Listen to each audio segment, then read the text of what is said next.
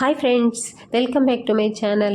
ಇವತ್ತಿನ ವಿಡಿಯೋದಲ್ಲಿ ನಾನು ಈಸಿಯಾಗಿ ಟೇಸ್ಟಿಯಾಗಿ ಸಿಂಪಲ್ಲಾಗಿ ಬಟಾಣಿನ ಉಪಯೋಗಿಸ್ಕೊಂಡು ಪಲಾವ್ನ ಯಾವ ರೀತಿ ಮಾಡೋದು ಅಂತ ತೋರಿಸ್ತಾ ಇದ್ದೀನಿ. ಇದು ತುಂಬಾ ಟೇಸ್ಟಿಯಾಗಿರುತ್ತೆ. ಬನ್ನಿ ನೋಡ್ಕೊಂಡು ಬರೋಣ ವಿಡಿಯೋನ.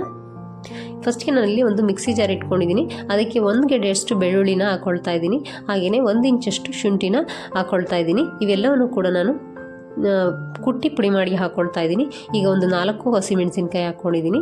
ಹಾಗೆಯೇ ಇಲ್ಲಿ ಕೊತ್ತಂಬರಿ ದಂಟನ್ನು ಹಾಕ್ಕೊಳ್ತಾ ಇದ್ದೀನಿ ನಾನು. ಈಗ ಅದಕ್ಕೆ ಸ್ವಲ್ಪ ನೀರು ಹಾಕ್ಕೊಂಡು ಇದನ್ನು ಗ್ರೈಂಡ್ ಮಾಡ್ಕೊಂಬರಬೇಕು, ಪೇಸ್ಟ್ ಮಾಡಿಕೊಂಡು.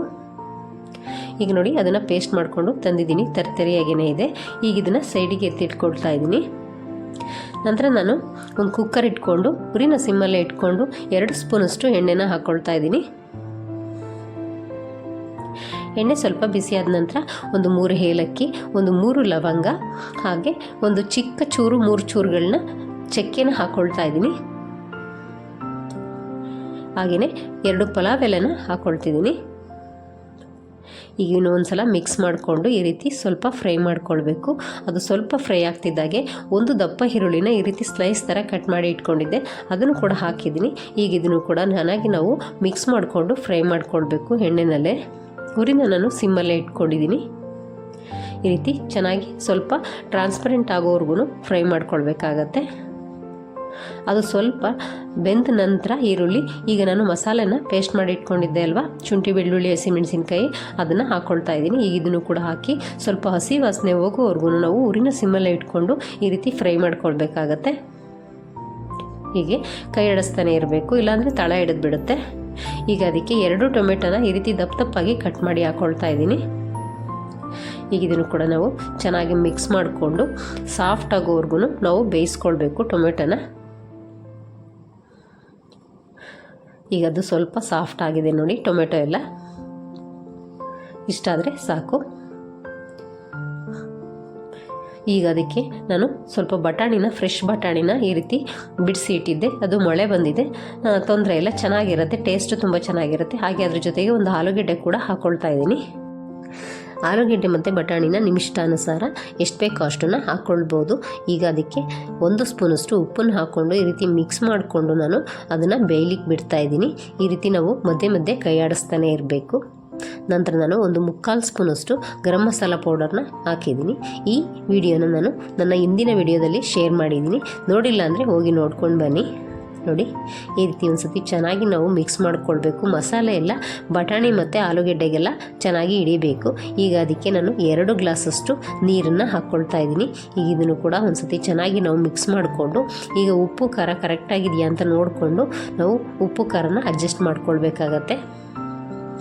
ಈಗ ನೋಡಿ, ಚೆನ್ನಾಗಿ ನೀರೆಲ್ಲ ಕುದೀತಾ ಇದೆ.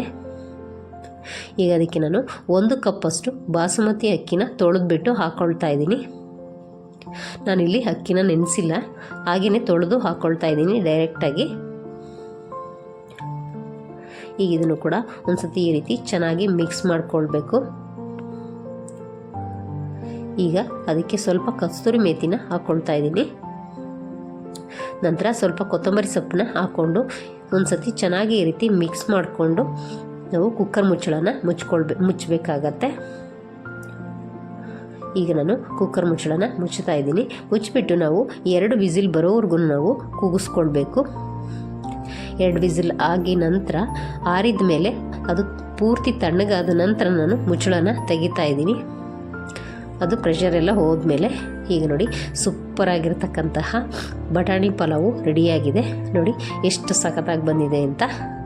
ನೀವಿನ್ನು ನಮ್ಮ ಚಾನಲ್ಗೆ ಹೊಸಬರಾಗಿದ್ದರೆ ನಮ್ಮ ಚಾನಲ್ನ ಸಬ್ಸ್ಕ್ರೈಬ್ ಮಾಡ್ಕೊಳ್ಳಿ. ಹಾಗೆ ವಿಡಿಯೋ ಇಷ್ಟ ಆದರೆ ಲೈಕ್ ಮಾಡಿ, ಶೇರ್ ಮಾಡಿ. ಹೀಗೆ ನಮ್ಮ ಚಾನಲ್ನ ಸಪೋರ್ಟ್ ಮಾಡ್ತಾಯಿರಿ. ನೀವು ನಮ್ಮ ಚಾನಲ್ನ ಸಬ್ಸ್ಕ್ರೈಬ್ ಮಾಡ್ಕೊಳ್ಳೋದ್ರಿಂದ ನಾನು ಹಾಕ್ತಕ್ಕಂತಹ ಹೊಸ ವಿಡಿಯೋಗಳು ಮತ್ತು ಈಸಿ ರೆಸಿಪಿಗಳನ್ನ ನೀವೇ ಮೊದಲು ನೋಡ್ಬೋದು. ನೋಡಿ ಎಷ್ಟು ಸಖತ್ತಾಗಿ ಬಂದಿದೆ ಅಂತ. ಇದನ್ನು ಲಂಚ್ ಬಾಕ್ಸಿಗೂ ಕೂಡ ನಾವು ಕೊಟ್ಟು ಕಳಿಸ್ಬೋದು. ಹಾಗೆಯೇ ಬೆಳಗಿನ ಬ್ರೇಕ್ಫಾಸ್ಟಿಗೂ ಕೂಡ ಸೂಪರಾಗಿ ಇರುತ್ತೆ. ಇದನ್ನು ನಾವು ರಾಯ್ತ ಜೊತೆ ತಿನ್ಬೋದು, ಇಲ್ಲ ಹಾಗೆ ಕೂಡ ತಿನ್ಬೋದು. ತುಂಬಾ ಚೆನ್ನಾಗಿರುತ್ತೆ. ನೋಡಿ ಎಷ್ಟು ಸಖತ್ತಾಗಿ ಬಂದಿದೆ ಅಂತ. ನೀವು ಕೂಡ ನಿಮ್ಮ ಮನೆಯಲ್ಲಿ ಮಾಡಿಕೊಂಡು ಯಾವ ರೀತಿ ಬಂತು ಅಂತ ನನಗೆ ಕಮೆಂಟಲ್ಲಿ ತಿಳಿಸಿ. ಈ ರೀತಿ ಆರೋಗ್ಯಕರವಾದಂತಹ ರೆಸಿಪಿನ ನಾನು ನನ್ನ ಮುಂದಿನ ವಿಡಿಯೋಗಳಲ್ಲಿ ನಾನು ಮಾಡ್ತಾನೆ ಇರ್ತೀನಿ. ತಪ್ಪದೆ ನಮ್ಮ ವಿಡಿಯೋನ ಇದೇ ರೀತಿ ವಾಚ್ ಮಾಡ್ತಾಯಿರಿ. Thank you for watching. Bye friends.